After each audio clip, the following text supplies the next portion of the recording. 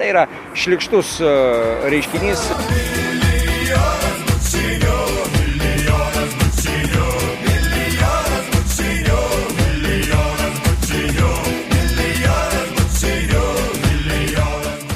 Pirmiausia, tai sureagavo visuomenė, rašo laiškus, skambina, kad tai yra amoralu, viešosios tvarkos pažeidimas, taip pat yra propaguojami homoseksualizmais.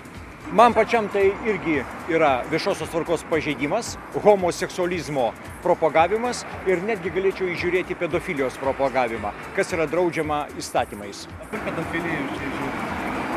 Na, didelių ekspertų nereikia būti, nenorėčiau labai plačiai komentuoti, tačiau šis piešinys, vienareikšmiai galiu pasakyti, žaloja žmogaus, ypač jauno žmogaus psichiką, ko pasiekoje gali vaikas susirgti šizofrenija. Tai yra mokslo įrodyta, nes homoseksualizmas tai yra amoralus reiškinys, prieštaraujantis žmogaus prigimčiai ir tai nėra skatinama.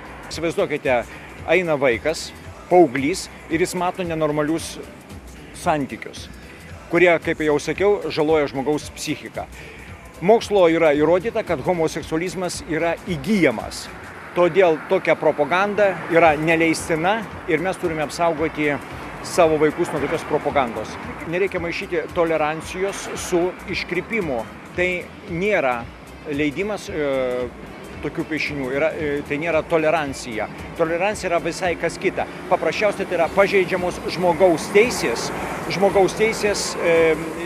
ypač, kaip sakiau, vaiko, kad nebūtų jo žalojama psichika. Juk akivaizdu, kad, kaip jau ir minėjau, kad homoseksualizmas yra nenormalus reiškinys ir tai jau yra įrodyta. Tai yra šlykštus reiškinys, vertas panikos, paprasčiausiai negerbimas vaikų, kurie patys save negali apginti. Tai yra nukreipta prieš patį mažiausią mūsų visuomenės narį, prieš vaiką. Kol kas kaltas asmuo nenustatytas, aiškinamės, o kai gausim atsakymus, spręsim, kaip galima būtų nustačius asmenį patraukti atsakomybėn. Greičiausiai tai yra miestų tvarkymo taisyklių pažeidimas. Dievas sukūrė vyrą ir moterį, kad jie mylėtų vienas kitą ir turėtų vaikų, o ne kad vyras su vyru, o moteris su moterim santykiautų. Tai yra aišku.